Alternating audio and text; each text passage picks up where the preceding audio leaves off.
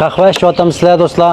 Men Okeanusningki qahvasini ichib boqdinglarmi? Ichib boqqanlar Inkas rayoniga ishtoq deb yozib qo'yinglarchu. Men bekchiq ichmay chiqib, yenimdan ayrilmaslan bo'lib qoldim. Mana, mush bir talni, mush botilkaning o'zigilam. To'kimiz. To'kiblam, ilashtirsaklam bo'ldi. Naq qahvadan bir paydo bo'ldi.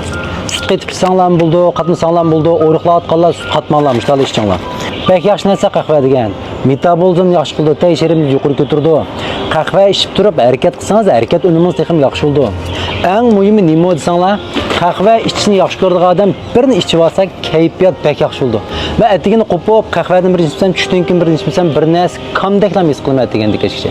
Bek kuni ketibdi men shu narsaga burun ichmay to'q, hozir kunda ikkini ichmasak tura olmaydigan bo'lib qoldi. Bu qandoq bir xil narsakin tang odam o'ziga xumo qildi ki, ammo bek foydali narsa.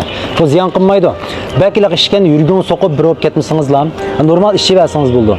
Okeanusnikini iching ma rasmiy sap qahva mavoyliq orqayi sanqi degan shikar qetilgan qahva ichimliklar emas, mushning o'zi qahva shu. Aslida qo'llanmaga isib qo'ymay, kira saqsiz, cho'qim bir sinab yiqinglar ichmagan do'stlar. Ma'qulmi?